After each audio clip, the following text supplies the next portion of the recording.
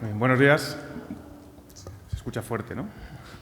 Muchas gracias, Ego, por la introducción. Muchas gracias por estar aquí. Gracias a Barrabés y a IFEMA. Estoy muy contento de estar aquí para hablar de la importancia de la sostenibilidad ampliamente y, en concreto, de la información no financiera, desde el convencimiento de que es fundamental que las pymes y las empresas se posicionen la sostenibilidad como algo estratégico en el centro de sus decisiones, y no por motivos aspiracionales o éticos, que también, pero porque financieramente es la mejor decisión que podemos tomar.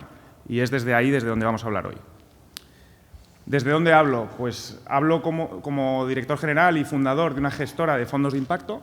Entonces hablo como intermediario financiero.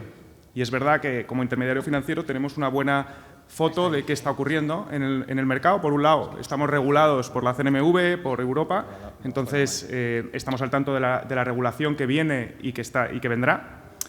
Por otro lado, buscamos financiación de inversores, entonces tenemos que entender qué están buscando los inversores y qué necesidades tienen. Y como intermediarios buscamos poner a trabajar ese dinero en pymes, empresas, y tenemos que entender qué está ocurriendo también desde ahí. Entonces creo que tenemos una foto bastante amplia. Como ha dicho Ego, toda mi carrera profesional he estado en gestión de fondos sostenibles y en los últimos años fondos de impacto. Lo he compaginado siempre con temas de desarrollo. Estuve en Camboya un año, montamos otro proyecto en Perú también, y siempre había tenido esos dos mundos separados bastante diferentes, hasta que descubrí la inversión de impacto hace ya casi 10 años, que unió esos mundos, y finalmente pues decidí que me quería dedicar a esto al 100% en una empresa independiente, y por eso decidí fundar Impact Bridge. Nosotros hacemos en Impact Bridge también investigación académica sobre temas de sostenibilidad. Hace unos meses hemos lanzado una cátedra en el Instituto de Empresa de Inversión de Impacto y Emprendimiento Social. Y sobre todo os hablo como empresario convencido y por eso fundé la empresa en el centro, con la sostenibilidad en el centro, de que esto es una decisión muy importante, ¿no? Y como decía, una decisión racionalmente, una decisión fundamental para las empresas, ¿no? Y para el futuro. Hay veces en el mundo que ocurren disrupciones muy significativas, y esas disrupciones transversalmente afectan a todos los sectores y lo hacen durante décadas. Y cuando eso ocurre, pues evidentemente como empresarios o como empresas tenemos una decisión muy importante que tomar, y cómo nos posicionamos ante estas disrupciones. Y cómo nos posicionemos probablemente va a marcar el devenir de nuestras empresas. Nosotros pensamos que eso está ocurriendo hoy con la sostenibilidad, y que aunque llevamos tiempo hablando de esto, realmente acaba de empezar. Y nosotros comparamos la macrotendencia de la sostenibilidad con la macrotendencia de la tecnología de la información en el año 75, cuando empezaron Apple y Microsoft. Casi 50 años después, todavía esta revolución o esta disrupción está teniendo unos efectos tremendos en todos los sectores, y evidentemente cómo se posicionaron entonces las empresas ante esta revolución, o cómo se han ido posicionando durante estas décadas, ha sido fundamental. Pues para nosotros es una analogía bastante similar a lo que está ocurriendo hoy con la sostenibilidad, y de nuevo, no ha hecho más que empezar.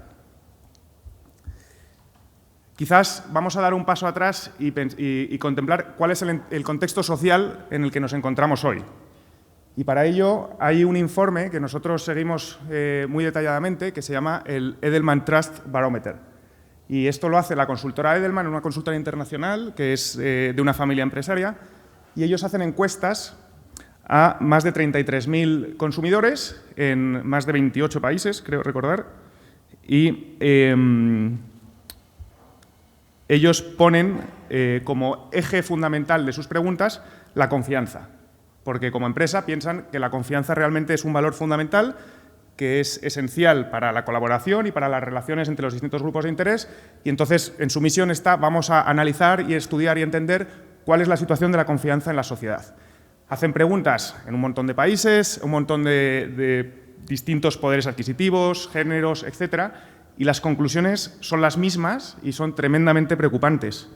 Estamos ante una profunda crisis de confianza en la sociedad, y eso es así. Llevan haciendo estas encuestas desde el año 2000, y no es que solo que estemos hoy, sino que están viendo cómo cada vez estamos peor, y cómo la confianza de la sociedad con el sistema, sus líderes, las instituciones, cada vez estamos peor en confianza, y evidentemente ante retos globales y sistémicos como nos enfrentamos, como el cambio climático, solo los podemos afrontar desde la colaboración. La colaboración multiactor, como estamos viendo hoy, con representantes del gobierno, de las empresas, etcétera, pero para colaborar necesitamos confiar los unos en los otros y parece que la confianza está en crisis, ¿no? La primera pregunta que ellos hacen es respecto al sistema. ¿Creéis que el capitalismo, una pregunta relativamente sencilla, ¿crees que el capitalismo, tal y como funciona hoy, hace netamente más bien o mal? Y tienes que contestar una de las dos cosas. Y, de nuevo, los resultados son muy preocupantes. El capitalismo está en tela de juicio y la mayor parte de los que responden no confían en el capitalismo. Números que llegan al 70% en Francia y al 60% en España. O sea, en Europa muy significativo. Y, de nuevo, si la sociedad no confía en el sistema, estamos en una situación complicada. Después preguntan por los líderes. ¿Crees que este grupo de personas haría lo correcto, sí o no? Y también nos encontramos con unos resultados interesantes. El 36%, si empezamos a mirar desde la derecha, el 36% de las personas que responden creen que los muy ricos no harían lo correcto. Entonces, la sociedad no confía en los líderes, el 42% de los líderes políticos, 46% de los líderes religiosos, 50% periodistas, 51% en los CEOs. Solo confiamos en los científicos y en las personas de nuestra comunidad o de nuestro país. Pero hay una grave crisis también de confianza en los líderes que están a las riendas un poco del sistema. También preguntan por las instituciones. Y la literatura académica nos dice que para construir confianza el ser humano principalmente se basa en dos atributos. La competencia, como de competente pienso que es esa persona o esa institución, y la eticidad, ¿no? Creo que harían lo correcto o no. Entonces, Edelman pregunta por distintas instituciones cómo de competentes o de éticos creéis que son esas instituciones. Y, de nuevo, los resultados son muy interesantes. Aquí veis un gráfico en función de eticidad y de competencia y nos encontramos que la sociedad piensa, arriba a la izquierda, que las ONGs son éticas, pero no son competentes, que las empresas son competentes, pero no son éticas, y los medios de comunicación no son éticos ni competentes, y los gobiernos, ya les veis ahí lejos, abajo a la izquierda, nada competentes y nada éticos.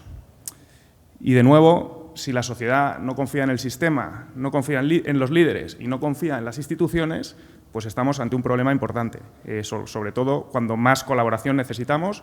Vivimos una crisis de polarización, de fragmentación, etc.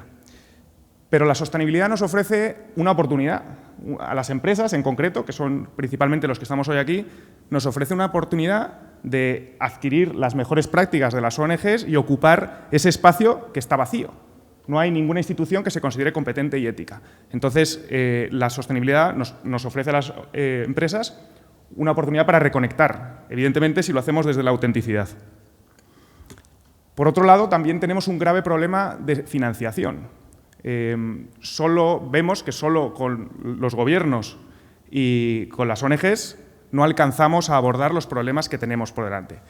Se hablaba antes de los Objetivos de Desarrollo Sostenible y de la Agenda 2030. Se estima que hay unas necesidades de financiación adicional para lograr esos objetivos de 2,5 trillion, o sea, millones de millones, 2,5 al año para alcanzar los Objetivos de Desarrollo Sostenible.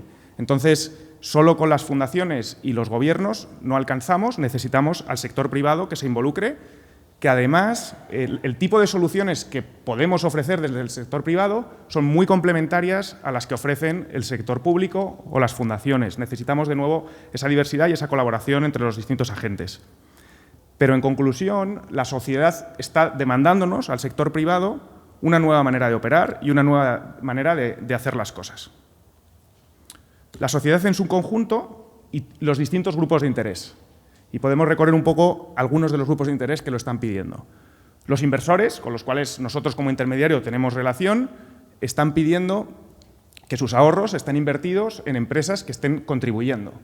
El 70% de los millennials ve sus inversiones como una manera de expresar sus valores. Los fondos de pensiones cada vez estamos viendo que están reclamando más inversiones sostenibles. Entonces, al final, inversores, que al final son accionistas o financiadores de nuestras empresas, nos están exigiendo estos cambios. Los empleados también.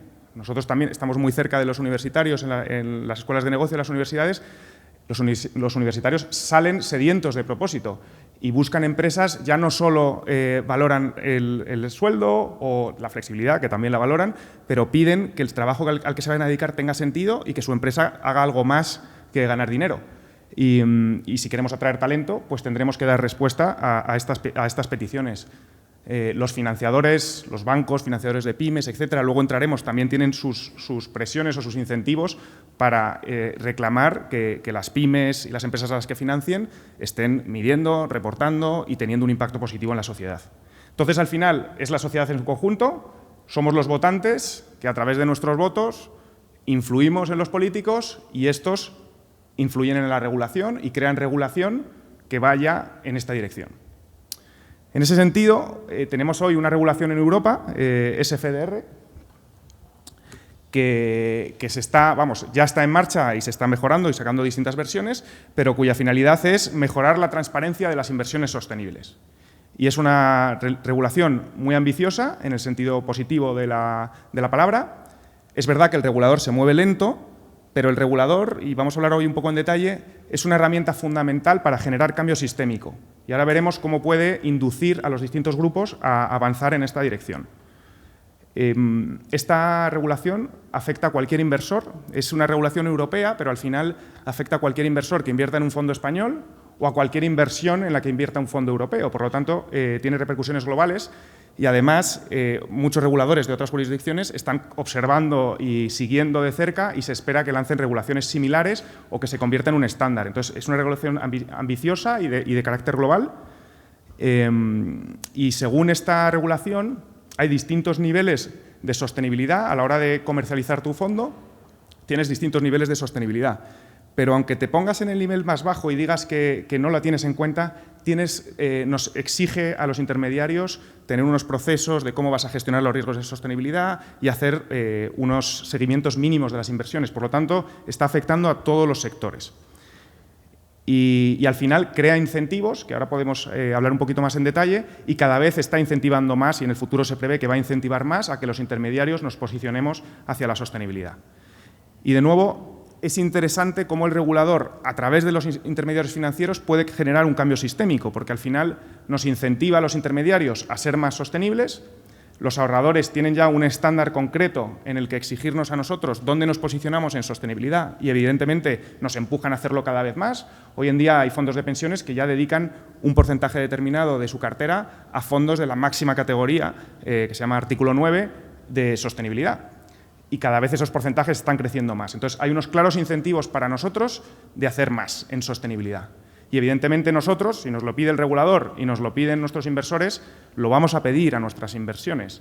Ya sean fondos grandes de empresas cotizadas, etcétera, o fondos de mercados alternativos que financien a pymes o que ofrezcan deuda alternativa. Pero al final es una cadena de sucesión de eventos y eso se produce. Si yo, como fondo sostenible, soy accionista del Banco Santander, pues voy a exigir al Banco Santander ciertas cosas. Hoy nos han hablado de muchas cosas que hacen en gobernanza, pero voy a exigir ciertas cosas en gobernanza, también sus proveedores, sus clientes, a quién están financiando y qué información están recopilando de estos intermediarios. Y como decía, fondos de capital privado cada vez más están anunciando y vendiendo sus fondos sostenibles y, evidentemente, exigiendo a las inversiones que hacen privadas información no financiera. El regulador o los gobiernos pueden, por un lado, incidir a través de la regulación, pero también lo hacen como inversores. Hay organismos públicos, bancas públicas como el ICO o organismos multilaterales que invierten desde los gobiernos para llevar a cabo la agenda que tienen estos gobiernos. En concreto, el Fondo Europeo de Inversiones, por ejemplo, es el vehículo de la Unión Europea para financiar capital privado. Es parte del Banco Europeo de Inversiones, que es el banco multilateral más grande del mundo, y solo en el año 2021 desembolsó más de 30.000 millones de euros en pymes, alcanzando y apoyando a 400.000 pymes en Europa. Lo hacen a través de deuda, a través de capital, a través de garantías y al final es la herramienta financiera de los gobiernos para incidir y favorecer este cambio, no solo desde la regulación, sino también como inversor. Nosotros en Impact Bridge estamos lanzando con el Fondo Europeo de Inversiones un fondo de deuda de impacto para financiar a pymes en España. Es el primer fondo de impacto de deuda de España. Se han lanzado varios de capital, pero no de deuda. Y al final el FEI nos ha elegido por varios motivos. Primero, porque España es un país clave para Europa para desarrollar la financiación alternativa, porque somos un país tremendamente bancarizado. El 79% de la financiación que tenemos las pymes es bancaria, y en otros países esos niveles es mucho menor y hay mucha más capacidad de acceder a financiación alternativa más flexible. Entonces, en España es un país muy bancarizado, donde además ha habido una concentración tremenda, que todos sabemos desde el año 2008, una concentración tremenda de todas las entidades bancarias, y ahora hay un grupo mucho más reducido. Entonces, es bueno y sano que las pymes tengamos acceso a financiación alternativa. Pero para el FEI también ha elegido Impact Bridge precisamente porque somos una gestora que solo hacemos inversión de impacto y que estamos especializados en buscar pymes que realmente estén llevando a cabo un impacto, en medir y reportar ese impacto, y nos ha pedido un montón de requerimientos y de políticas a la hora de toda esa parte de reporting y de gestión del impacto. Solo como anécdota, pero creo que es interesante, este fondo va a tener Impact Covenants y va a ser el primer fondo en España que tenga Impact Covenants, que es que en la documentación legal de cada préstamo que hagamos con cada pyme se establecerán unos objetivos de impacto, y si la pyme los logra, tendrá una financiación más barata que si no los logra. Y nosotros, como intermediario también, nuestra remuneración variable también va a estar ligada a los objetivos de impacto. Entonces, hay objetivos e incentivos de impacto a nivel intermediario y también a nivel pyme. Este fondo es solo un ejemplo, es quizá como la cuarta derivada, lo cuento porque puede ser interesante que sepáis que existe, pero es verdad que no os va a afectar a la mayor parte de vosotros, pero sí que creo que es bueno que volvamos a dar un paso atrás para hablar de esta macrotendencia de la sostenibilidad. Como decíamos, comparable a lo que ha ocurrido y ocurre con las tecnologías de la información, y a que decidamos como empresas cómo nos vamos a posicionar ante esta macrotendencia imparable que está teniendo unos efectos muy profundos. Y básicamente podemos responder de tres maneras. Podemos nadar a contracorriente, lo cual pues no parece muy positivo. Ya sabemos cómo les fue a los que nadaron a contracorriente de las tecnologías de la información. Podemos dejarnos llevar, seguir, cumplir con los mínimos y que esto sea algo cosmético y secundario. O bien podemos surfear la ola y hacer de la sostenibilidad algo estratégico y algo diferencial. Y esto no lo invento yo. Ya desde hace mucho tiempo, en el año 2011, Michael Porter y Kramer publicaron un artículo sobre el valor compartido. Porter es famoso por las 5 fuerzas de la competencia de Porter, pero ha sido incluso más famoso por este artículo del valor compartido. Ya solo el título, Creando valor compartido, cómo reinventar el capitalismo y desatar una ola de innovación y crecimiento. Habla de cómo pasar de la responsabilidad social corporativa al valor compartido. Cómo pasar de que la sostenibilidad sea algo accesorio, donar un poco de dinero desde la fundación, que nuestros empleados hagan algo de voluntariado que no tenga nada que ver con nuestro negocio, a el valor compartido, que es meter la sostenibilidad en el centro de las decisiones estratégicas a nivel dirección y ver cómo desde ahí, porque evidentemente si nuestras empresas responden a las necesidades sociales, tendremos más ingresos, unos ingresos más sostenibles, etcétera. Entonces, Michael Porter nos invita a posicionarnos entre las necesidades sociales, las oportunidades de negocio y los activos que tenemos como empresa. Y es ahí donde debemos posicionar a nuestras empresas. Y nosotros, cada uno de nosotros y cada una de nuestras empresas, ¿qué podemos hacer? Lo primero, poner en valor. En muchos casos, vuestras empresas ya están teniendo un tremendo impacto social o medioambiental positivo en el mundo. Y lo que pasa es que no lo estamos midiendo. La inversión de impacto no la hemos inventado ahora. Nosotros trabajamos con empresarios y familias empresarias que llevan generaciones teniendo un tremendo impacto y que ven sus empresas como la manera de crear un impacto en su comunidad, generando empleo de calidad o con sus bienes y servicios o de múltiples maneras. Pero en muchos casos ya estamos generando este impacto y lo que tenemos que hacer es ponerlo en valor. Ya que la sociedad nos lo está pidiendo, vamos a medir este impacto, a gestionarlo y a reportarlo y comunicarlo bien para poner en valor este impacto que estamos teniendo.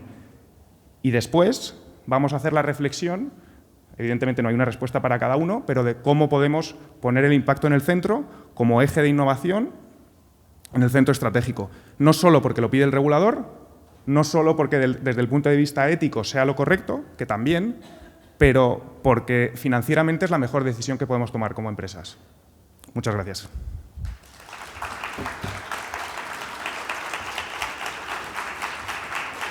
Arturo, antes de que nos abandones, queremos aprovechar aquí tu conocimiento al máximo y antes de pasar a la siguiente ponencia, no sé si alguien tiene alguna pregunta,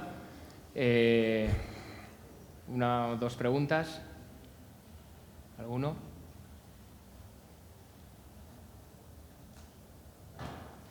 Bueno, pues nada, mala suerte. Muy bien, Venga, muchas gracias. Sí que sí tienen preguntas. A ver, ¿dónde está el micrófono?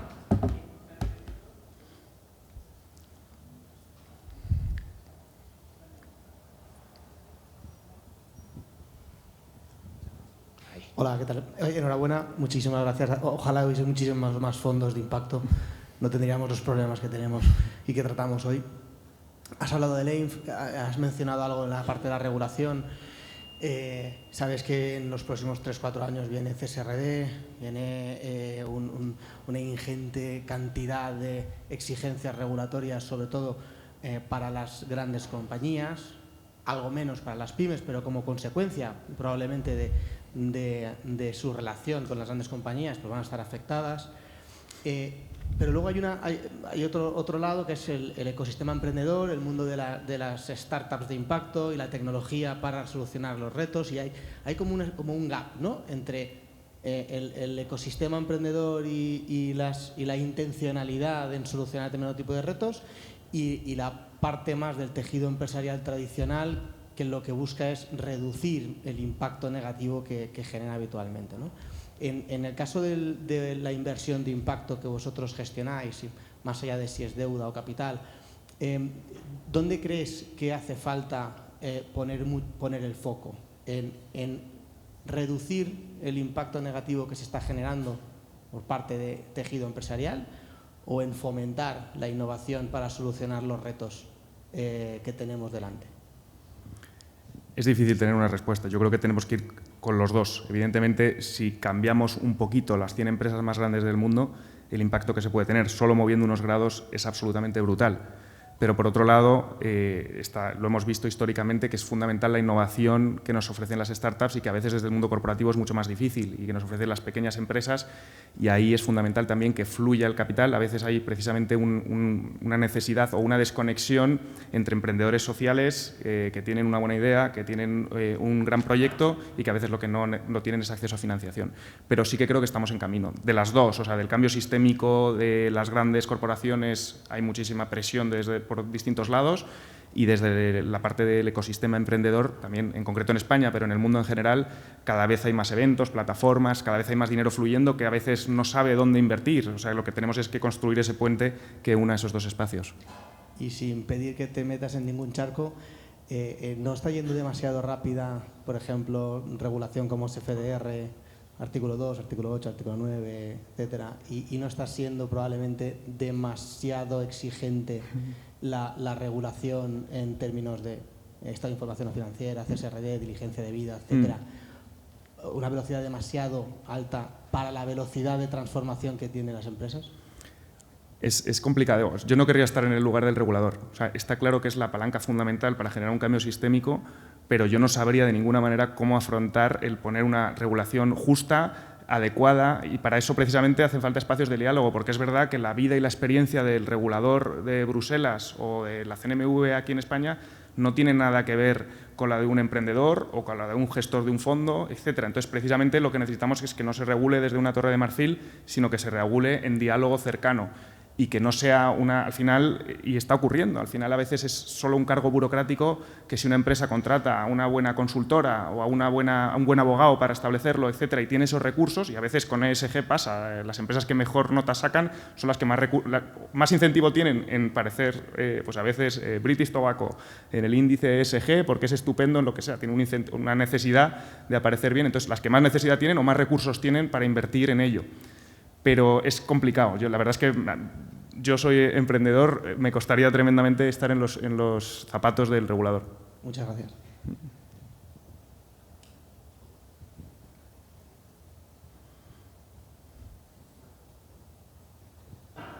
Hola Arturo, lo primero agradecerte desde el lado de Barrabés tu ponencia, muy interesante como siempre. Yo quería preguntarte sobre tu proyecto personal de Impact Bridge, ¿no? al final vais a ser un fondo regulado que vais a invertir en deuda, en pymes, pero me gustaría que tuvieran la oportunidad la gente de conocerlo más de cerca, de saber un poco cuál es vuestra estrategia de inversión, cuáles son las empresas que buscáis, qué tickets, dónde vais a buscar deal flow, también para ponerte un poco en el escaparate de la gente y que tenga un poco de información de este proyecto que yo conozco de primera mano y que sé que es muy interesante. Muchas gracias. Lo primero, hasta ahora llevamos 3 años gestionando un fondo, pero que ha estado principalmente invirtiendo en mercados emergentes, en África, Latinoamérica, agricultura, cooperativa, etcétera, cooperativas, y es lo que hemos estado gestionando ahora. Y ahora en lo que llevamos trabajando este año es en el lanzamiento de este fondo, que va a ser en España y que va a ser para pymes. Por un lado están las temáticas de impacto, y tenemos 3 grandes temáticas. Una es problemas estructurales de España, como la España vaciada, el empoderamiento de la mujer, inclusión de colectivos vulnerables, etcétera. O sea, cosas que pensamos que en España es fundamental y que el sector privado puede ayudar. Acceso a servicios básicos y, por último, clima y transición ecológica, donde es bastante amplio, incluye también economía circular, etcétera.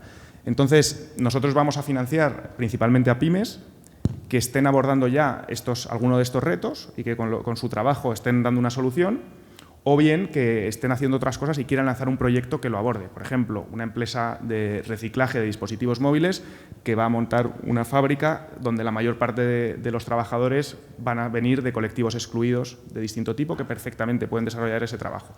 Y entonces nosotros financiaríamos más el proyecto de esa fábrica porque va a tener un impacto concreto. Es verdad que entonces vamos a hacer tickets de entre 1 y 4 millones, o sea, son pymes relativamente establecidas.